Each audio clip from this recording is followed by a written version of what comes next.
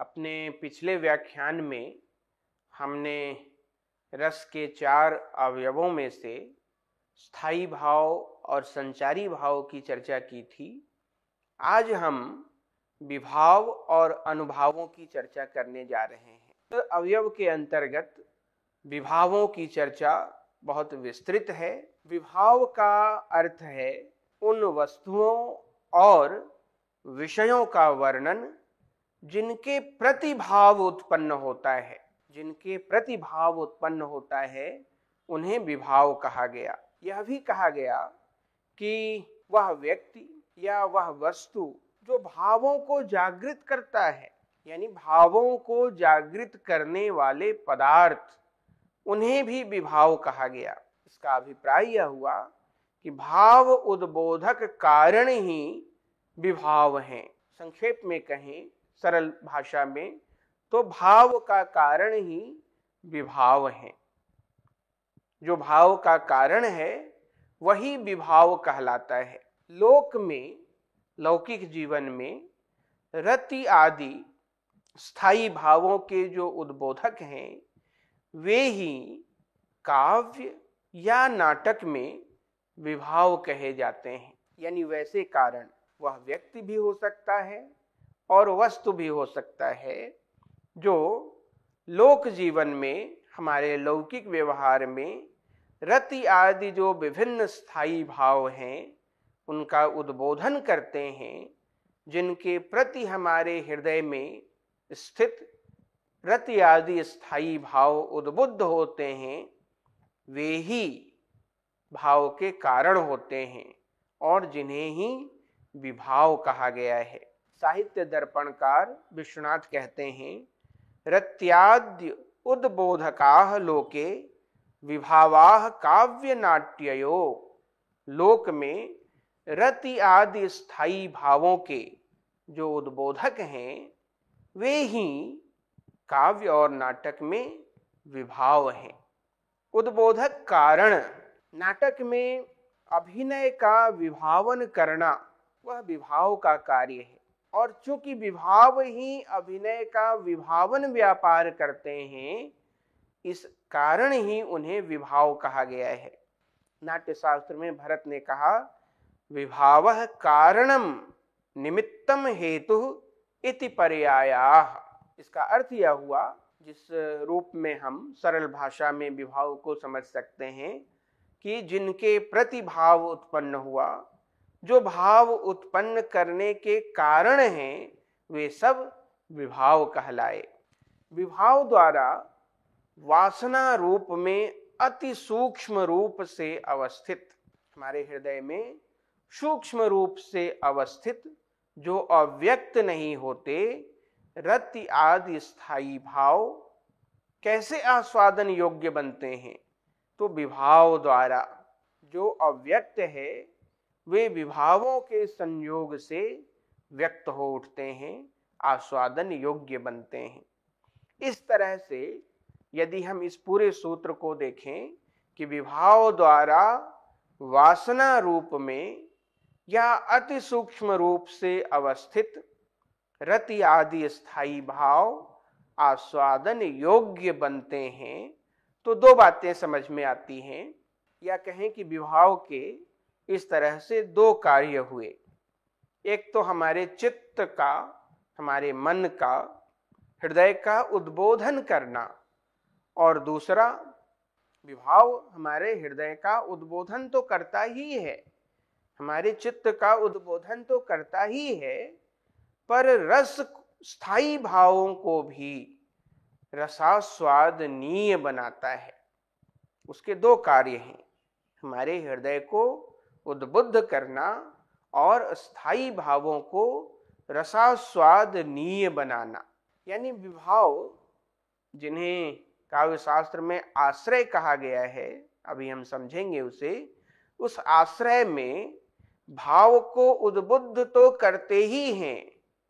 जो भाव उद्बुद्ध हो चुके, उस उद्बुद्ध भाव को उद्दीप्त भी करते हैं, थोड़ा उसे प्रदीप्त भी करते हैं, बढ़ाते भी हैं। भावों का उद्बोधन किया एक कार्य, पर उद्बुद्ध हुए भावों को और अधिक उद्दीप्त भी किया और अधिक बढ़ाया भी। जैसे दीपक की बाती को हम मध्यम हो जाने पर थोड़ा उठाते हैं, उकसाते हैं, उद्दीप्त करते हैं, प्रदीप्त करते हैं, उसी तरह से पहले से उद्बुद्ध भाव, जो वास्तव में विभावों के कारण ही हुए हैं उद्बुद्ध, पर जब हो गए तो उसकी उद्बुद्ध हो चुके भावों को और अधिक उद्दीप्त भी करते हैं विभाव। इस आधार पर विभाव दो प्रकार के हुए, एक को कहा गया आलंबन विभाव और दूसरे को कहा गया उद्दीपन विभाव। आलंबन विभाव हमारे चित्त विशेष में, चित्त वृत्ति विशेष के जो विषयभूत विभाव हैं वे आलंबन कहलाते हैं। यानी आलंबन इसलिए कहा गया उन्हें कि आलंबन विभाव का अवलंबन यानी सहारा पाकर ही स्थायी भाव जागृत होते हैं।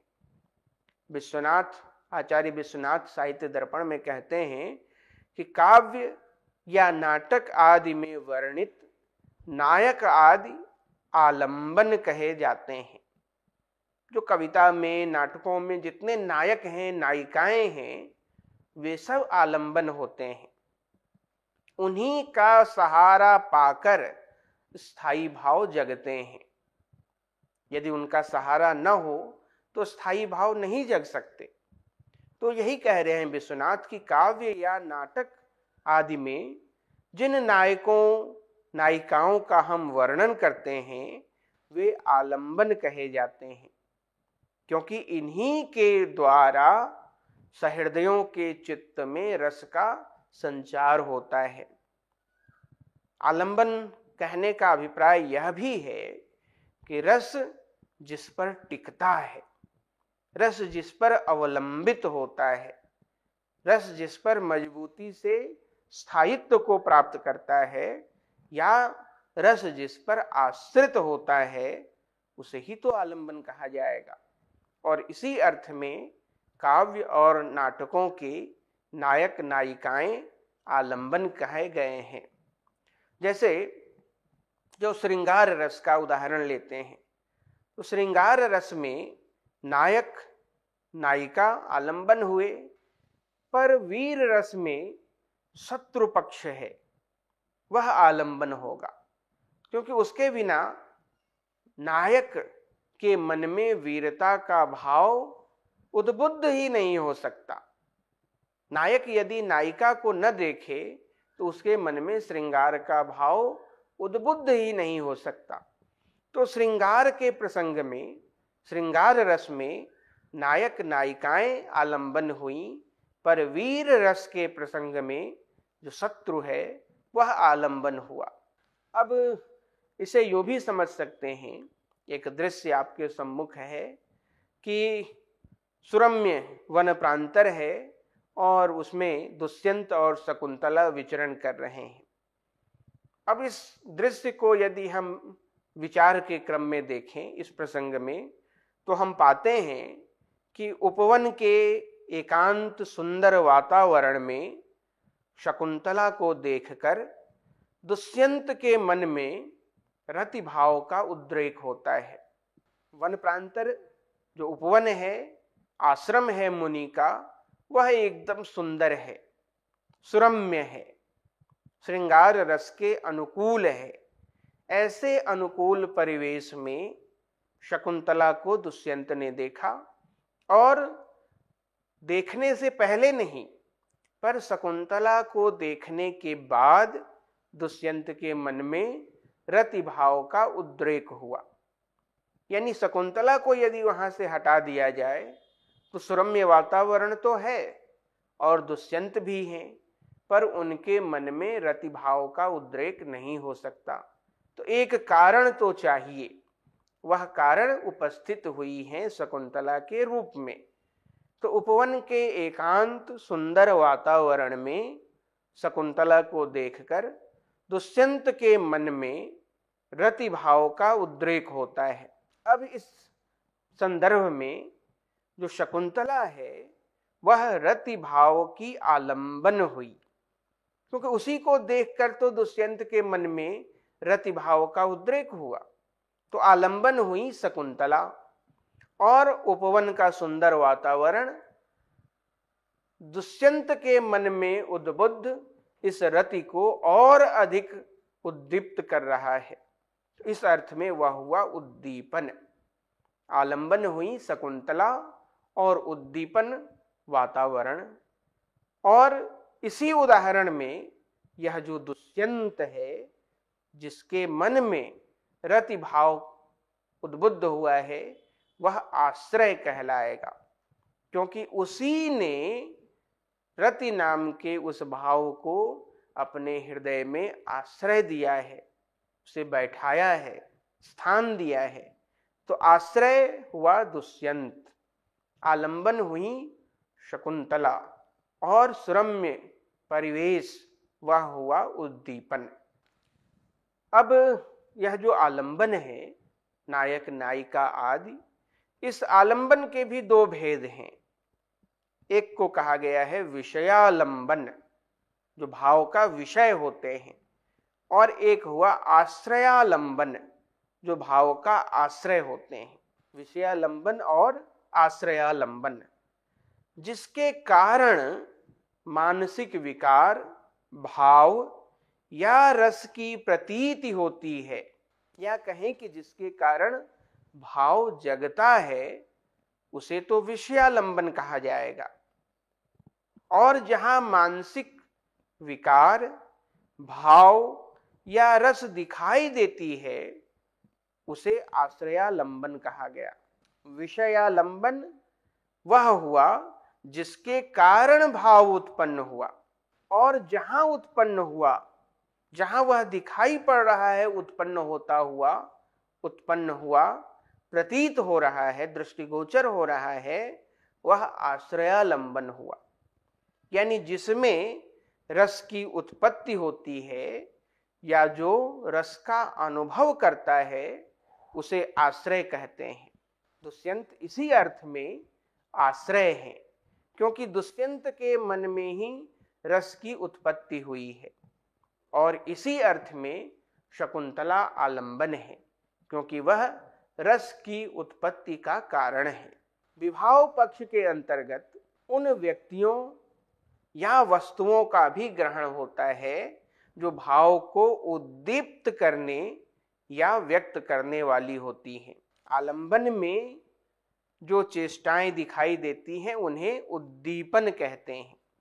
अब जैसे दुष्यंत ने शकुंतला को देखा, और शकुंतला भी यदि अपने तिर्यक नयनों से थोड़ी तिरछे होकर, थोड़ी लज्जाशील होकर, शर्माती हुई दुष्यंत की ओर देखती है, तो चूंकि शकुंतला को देखने से ही दुष्यंत के मन में रति भाव उत्पन्न हो चुका है, अब उसी दुष्यंत ने उस शकुंतला को थोड़ा शर्माते हुए भी देखा। तो उस शकुंतला की यह जो आंगिक चेष्टा है, उसकी यह जो हरकत है, इसको देखकर दुष्यंत के मन में उत्पन्न हो चुका वह रति नाम का भाव और अधिक प्रदीप्त होगा और अधिक बढ़ेगा। तो इसी अर्थ में यह कहा गया कि जो आलंबन है, शकुंतला आदि जो रस का कारण है, उसकी जो चेष्टाएं होती हैं, उसकी जो रसानुकूल चेष्टाएं हैं, वे सब उद्दीपन होती हैं। तो उद्दीपन भी दो हो गए, एक तो सुरम्य परिवेश, रसानुकूल वातावरण, और आलंबन की चेष्टाएं। पर ऐसा नहीं है कि चेष्टा केवल शकुंतला में होगी, हरकत केवल शकुंतला में होगी, दुष्यंत में भी तो चेष्टाएं होंगी। तो दुष्यंत चूंकि आश्रय है, उसी के मन में रति का भाव उत्पन्न हुआ है, तो आश्रय रूप में उसकी जो चेष्टाएं होंगी, जो दिखाई पड़ेंगी उसकी हरकत, उन्हें अनुभाव कहते हैं। हम अनुभवों के क्रम में इसकी विवेचना करेंगे। तो इस तरह से कई शब्द हैं जिनके अर्थ हमारे सामने स्पष्ट हुए। एक तो विभाव, विभाव भी दो हुए, आलंबन और उद्दीपन। आलंबन की जो चेष्टाएं हैं, आलंबन की जो हरकत है, आलंबन की जो मुद्राएं हैं, वे सब उद्दीपन होती हैं। और आश्रय की जो चेष्टाएं हैं, वे सब अनुभाव होती हैं। शकुंतला की उन हरकतों को देखकर हम किसी या कोई तीसरा व्यक्ति दूर से देख रहा हो तो वह अनुमान नहीं लगा सकता, वह जान नहीं सकता कि शकुंतला की इन चेष्टाओं का कारण क्या है। इसी कारण वो उद्दीपन तो हैं पर अनुभाव नहीं है। अनुभव तभी होंगे जब उनको देखकर भाव का पता लगेगा। तो ऐसा हो नहीं रहा है। पर दुष्यंत के मन में चूंकि भाव उत्पन्न हो चुका है, तो जब उत्पन्न हो चुका है उसी का तो पता लगेगा। इसलिए दुष्यंत की जो आंगिक चेष्टाएं होंगी वे अनुभाव कहलाने लगेंगी, वो उद्दीपन नहीं होंगी। यानी विभाव पक्ष के अंतर्गत उन व्यक्तियों और वस्तुओं का भी ग्रहण होता है जो भाव को उद्दीप्त करते हैं और व्यक्त करते हैं। और इस तरह से आलंबन की जो चेष्टाएं हुई वे उद्दीपन कहलाई और आश्रय की जो चेष्टाएं हुई वे अनुभाव कहलाई। अब ये उद्दीपन जो हैं, इस तरह से इनके भी दो प्रकार हो गए। एक तो आलंबन की चेष्टाएं, आलंबनगत चेष्टाएं, और दूसरा बाहरी परिवेश या वातावरण। यदि दुष्यंत और शकुंतला जिस समय वन प्रांतर में, आश्रम में एक दूसरे को देख रहे हैं, दुष्यंत के मन में रति का भाव उद्बुद्ध हो रहा है और उसके अनुभाव भी प्रकट हो रहे हैं, उसी समय यदि ऐसा हो कि बादल घिर आए, झीनी बूंदे पड़ने लगें, मयूर नृत्य करने लगें, कोयल पंचम राग में गाने लगें, शीतल मंद समीर बहने लगे, तो यह सब जो बाहरी परिवेश में परिवर्तन उपस्थित हो रहा है, यह दुष्यंत के मन में उद्बुद्ध हुए उस रति नाम के भाव को और अधिक बढ़ाते हैं। इसलिए जो बाहरी परिवेश या वातावरण की अनुकूल स्थितियां हैं वे उद्दीपन हुई और आलंबन की चेष्टाएं भी उद्दीपन हुई।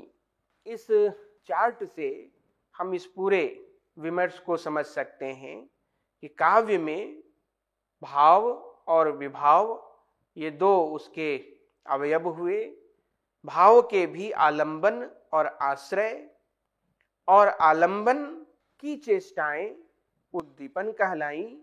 वो आभ्यंतर चेष्टाएं भी हो सकती हैं, उनके मन के भाव भी हो सकते हैं, और बाह्य परिस्थितियां, ये दोनों मिलकर उद्दीपन का काम करती हैं।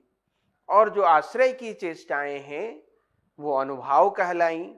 अनुभाव कायिक भी हैं और वाचिक भी। और कायिक अनुभाव भी तीन तरह के हैं, सात्विक, आंगिक और आहार्य। अब हम अनुभावों को समझने की चेष्टा करते हैं।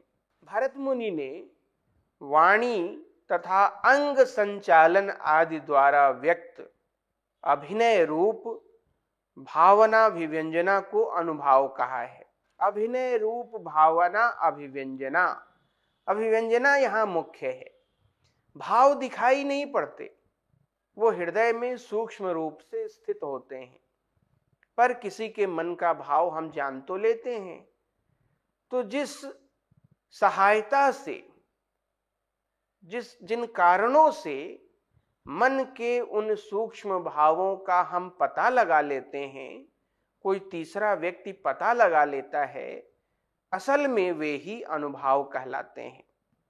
विश्वनाथ ने कहा, उद्बुद्धम कारणैः स्वैः स्वैर बहिर्भावम प्रकाशयन्। अर्थात जो कहना चाहते हैं विश्वनाथ वह यह है कि आलंबन, उद्दीपन आदि कारणों से उत्पन्न भावों को, भाव तो उत्पन्न हुए मन में, तो उन कारणों से उत्पन्न भावों को बाहर प्रकाशित करने वाले कार्य को अनुभाव कहते हैं। जिस तरह से हमारे मन के भावों के अनुसार हमारा मुखमंडल भी बदलता है। यदि हम भीतर से बहुत तृप्त और संतुष्ट होते हैं तो हमारा चेहरा भी इसका प्रमाण देता है। यदि मन में चिंता होती है तो हमारे मुखमंडल पर भी उस चिंता की रेखाएं दिखाई पड़ने लगती हैं। तो बाहर जो दिखाई पड़ने वाली अवस्था है, जिनके माध्यम से हम मन में उत्पन्न भावों का पता लगा लेते हैं, वे ही अनुभाव कहलाते हैं।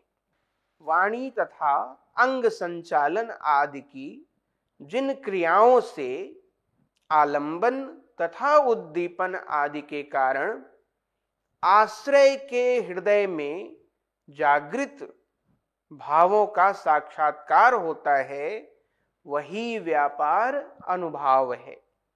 भावों की सूचना देने के कारण ये बताते हैं कि भाव उत्पन्न हो चुके हैं, यानी भावों के सूचक हैं।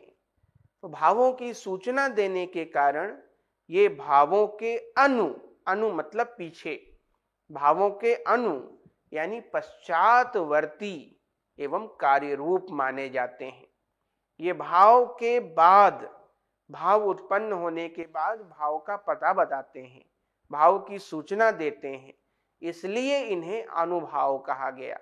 ये पश्चातवर्ती हैं, भाव के कार्य रूप हैं, कारण रूप नहीं। भाव के कारण रूप तो विभाव हुए और कार्य रूप क्या हुआ? अनुभाव।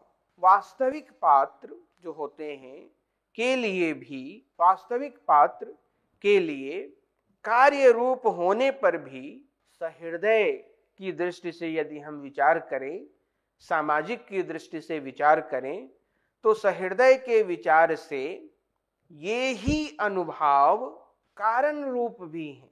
यानी यदि दुष्यंत की दृष्टि से विचार करें, वास्तविक चरित्र की दृष्टि से विचार करें, तो अनुभाव कार्य रूप हैं, फल हैं।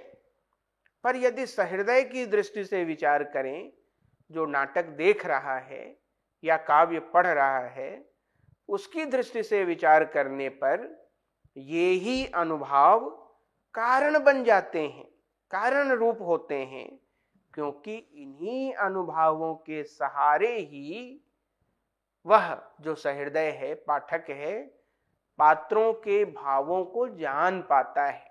यानी मूल पात्र की दृष्टि से जो अनुभाव हैं वे कार्य रूप हैं, पर सहृदय की दृष्टि से ये ही अनुभाव कारण रूप होते हैं, क्योंकि इनको ही देखकर जो सहृदय है वह पात्रों के भावों को जान पाता है।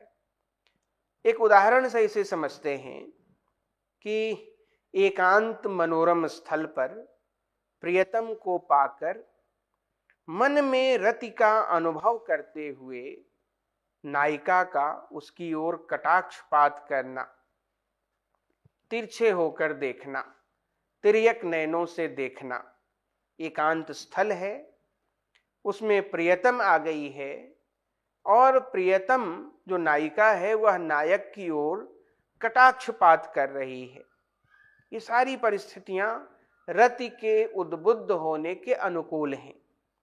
तो नायिका का उसकी ओर कटाक्षपात करना, संकेत से बुलाना, रोमांचित हो जाना, सावधानी के लिए इधर उधर देखना, आंखें चुराना, लज्जा का भाव उदित होना, ये सब अनुभाव कहलाएंगे। नायक यह समझ रहा है कि नायिका के मन में उसके प्रति प्रेम है, नायिका भी यह समझ रही है कि वह नायक उसके प्रति, उसके मन में रति नाम का भाव उद्बुद्ध है। पर कोई तीसरा जो इन दोनों के मन की बात नहीं जानता, वह भी यह देखकर समझ लेगा, यदि वह नायिका को कटाक्षपात करते हुए देख रहा है, यदि वह यह देख रहा है कि नायिका संकेत से नायक को बुला रही है, यदि उसने देखा कि नायिका को रोमांच हो जा रहा है, यदि उसने पाया कि नायक समीप है और नायिका आंखें चुरा रही है, इधर उधर देख रही है, उसकी ओर सीधी आंखों से देखकर बात नहीं कर रही, तो इन सारे आंगिक चेष्टाओं को देखकर वह पता लगा लेगा कि नायिका के मन का भाव क्या है, नायक के मन का भाव क्या है। तो इस कारण ही ये सारे व्यापार, ये सारी चेष्टाएं अनुभाव कहलाती हैं। बिहारी का दोहा है बहुत प्रसिद्ध, कहत नटत रीझत खिजत मिलत खिलत लजियात, भरे भवन में करत हैं नैनन ही सो बात। भरी सभा है, उसमें नायक भी है, संयोग से नायिका भी है, पर इतने लोगों की उपस्थिति में वे दोनों एक दूसरे को अपने मन की बात सीधे सीधे ऊंची आवाज में नहीं बता सकते। तो यह जो कहना है, मुकरना है, रीझना है, खिलना है, कहत नटत रीझत खिजत मिलत खिलत लजियात, ये सारे अनुभावों के उत्कृष्ट उदाहरण हैं।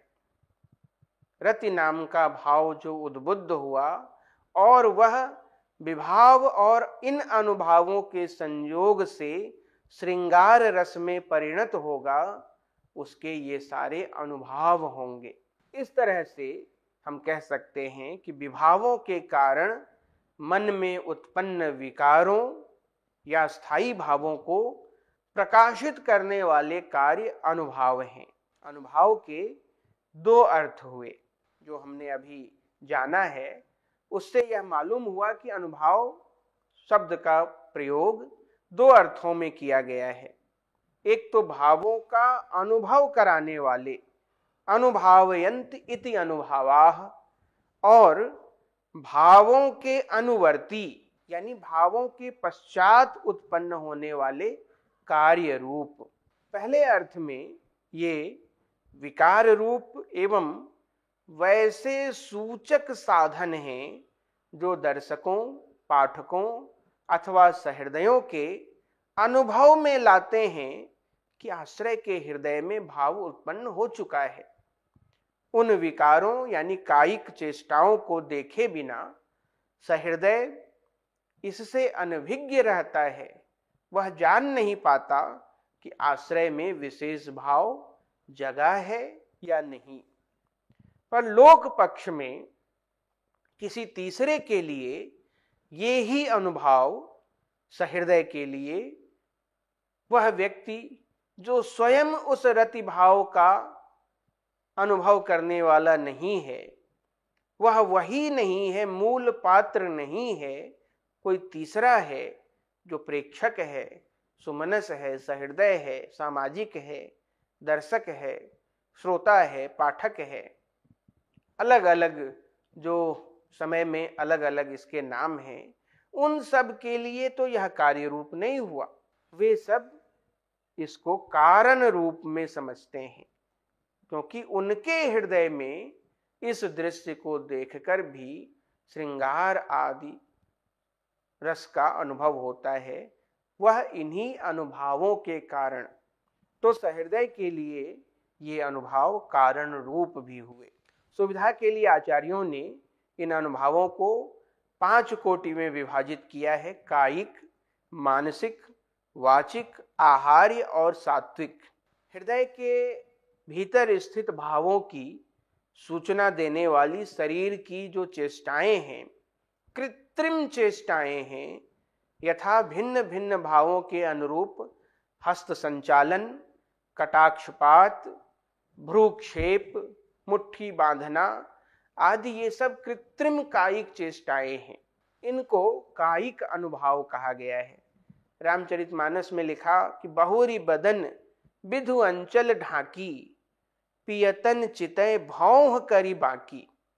अपने भौहों को थोड़ा तिरछा करके प्रिय की ओर देखना। तो यह जो भौहों का टेढ़ा करना है, यह कायिक अनुभाव है। मानसिक अनुभव वह होते हैं कि जिसमें अंतःकरण की भावना के अनुरूप मन में हर्ष, विषाद आदि का उद्वेलन होता है।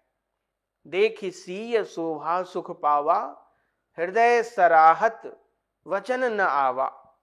हृदय तो प्रसन्न हो रहा है, पर कुछ कहने के लिए शब्द नहीं मिल रहे हैं। यह मानसिक अनुभव का उदाहरण है। ये जो कायिक और मानसिक अनुभव हैं, इनके भी अंगज, अयत्नज और यत्नज 3 प्रकार माने गए हैं। जो तीसरी कोटि है अनुभवों की, वह वाचिक अनुभव है, यानी अलग अलग अवसर के अनुरूप, भावना के अनुरूप जो वचनोद्गार होते हैं, आलाप, प्रलाप, विलाप, अनुलाप, संलाप, अपलाप, संदेश, अतिदेश, निर्देश, उपदेश, अपदेश और व्यपदेश, इनको वाचिक अनुभव कहा गया है। और इनके अलग अलग उदाहरण भी दिए गए हैं।